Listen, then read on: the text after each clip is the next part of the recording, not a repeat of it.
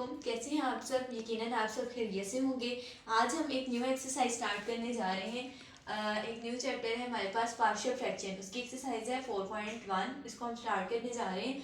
इसके जो बाकी क्वेश्चन हैं वो इजी हैं, तो हम क्वेश्चन नंबर 7 से स्टार्ट करने जा रहे हैं। ठीक है, तो हमारे पास क्या है यहाँ पे, हमारे पास पार्शियल फ्रैक्शन में एक चीज़ हमने याद रखनी होती है कि जो न्यूमिनेटर और डिनोमिनेटर है ना, उसके अंदर अगर हमारे पास न्यूमिनेटर में वैल्यू ग्रेटर देन आ जाए तो हम डिवीजन करते हैं। ठीक है, और अगर हमारे पास डिनोमिनेटर में वैल्यू ग्रेटर आ जाती है तो वो कोई इफेक्ट नहीं करती। लेकिन जो न्यूमिनेटर है उसमें हमारे पास वैल्यू इक्वल और ग्रेटर देन नहीं आनी चाहिए। अब यहाँ पे देखिए, हम अब इनको मल्टीप्लाई करते हैं ताकि आपको ज़्यादा अच्छी अंडरस्टैंडिंग हो जाए।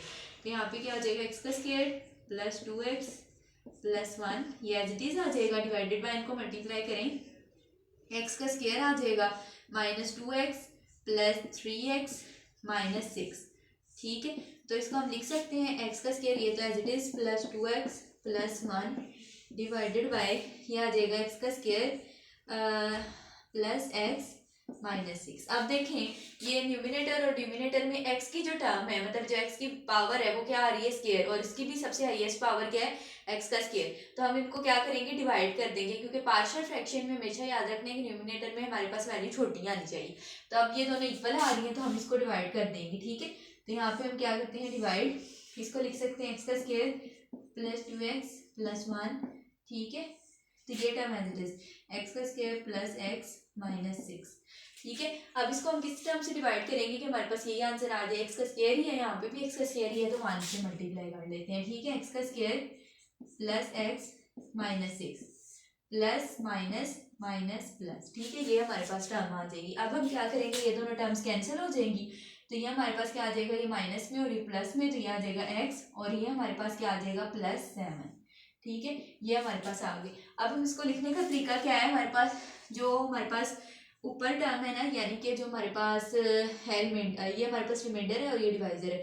डिवाइजर हमारे पास साइड पे आ जाएगा और रिमाइंडर हमारे पास क्या है, x plus 7 divided by x का स्क्वायर प्लस x माइनस 6। ठीक है, अब हमने इसकी पार्शियल फ्रैक्शन करनी है। पार्शियल फ्रैक्शन का क्या तरीका होता है कि हमारे पास इक्वल में ये वाली जो टर्म है ना, पहले हम इसको सिंपल लिख लेते हैं। जो हमारे पास ये थी 1 plus x plus 7 divided by x का स्क्वायर प्लस x, ये हमारे पास था।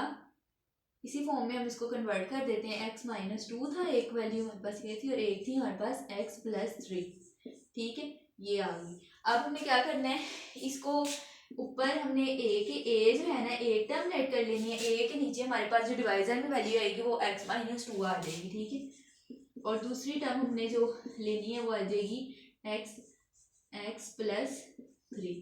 ये दोनों जो है ये कांस्टेंट है। ठीक है, अब ये हमारे पास पार्शियल फ्रैक्शन का मेथड होता है कि जो हमारे पास इक्वालिटी की साइड पे है ना, वो a प्लस बी आ जाएगा, और ये हमारे पास टर्म्स आ जाएंगी। एक बार x माइनस 2, एक बार ये वाली वैल्यू आ जाएगी, एक बार ये फैक्टर आ जाएगा x प्लस 3। ठीक है, तो अब हम पार्शियल फ्रैक्शन स्टार्ट करते हैं।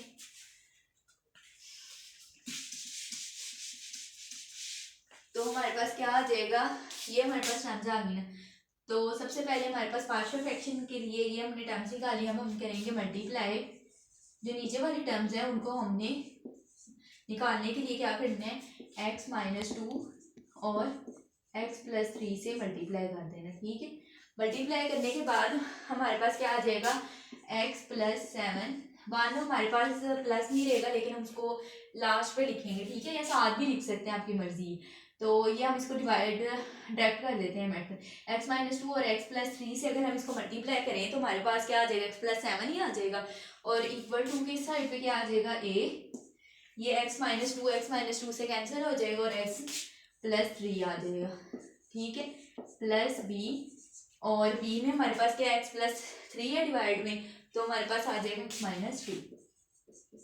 ठीक है, अब हम क्या करेंगे, हम जो है यहाँ से वैल्यूज जो है वो उनको हम इसके कोई भी कोफिशिएंट x के कंपेयर कर लेंगे। तो ये आ जाएगा x plus 7 ax plus 3a plus bx minus 2b। इन वैल्यूज को आपस में हमने मल्टीप्लाई कर लिया। अब हम कंपेयर करते हैं कोफिशिएंट ऑफ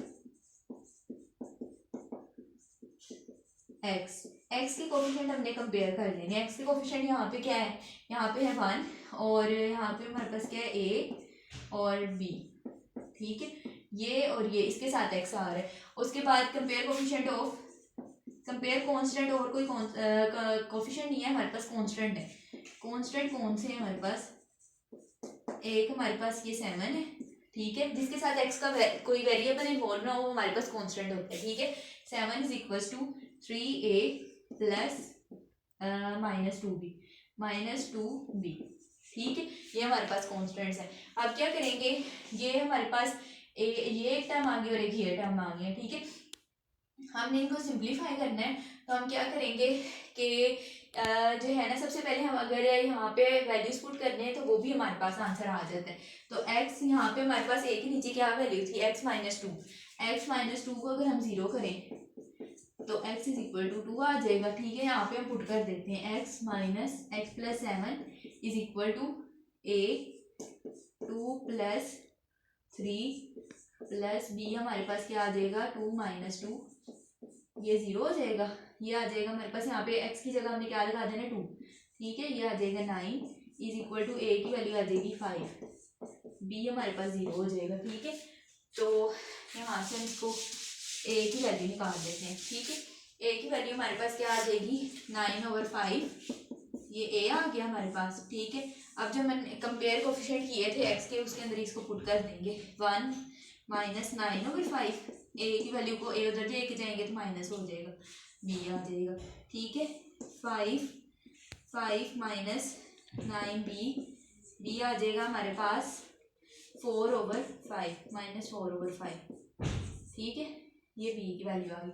अब हमारे पास जो हमने था हमारे पास वैल्यू थी, वो हमारे पास क्या थी, x plus 7 divided by x plus 2 x plus 3 था, x माइनस 2 था यहाँ पे, ठीक है। तो वो हमारे पास किसके इक्वल आ जाएगी 1 प्लस a हमारे पास क्या है 9/5, तो 9/5 डिवाइडेड बाई x माइनस 2 आ जाएगा, प्लस b क्या है हमारे पास, b आया है x प्लस 3, b हमारे पास क्या है -4/5 डिवाइडेड बाई x प्लस 3, ठीक है। तो इसको हम किस तरह लिख सकते हैं, 1 plus 9/5 x minus 2 -4/5 x plus 3, ठीक है, ये हमारे पास आंसर आ जाएगा। और बाकी क्वेश्चन भी इसके 4.1 भी इसी तरह करने हैं। तो अगर आपको कोई क्वेश्चन समझ ना आए तो आप कमेंट सेक्शन में पूछ सकते हैं। Okay, that's all.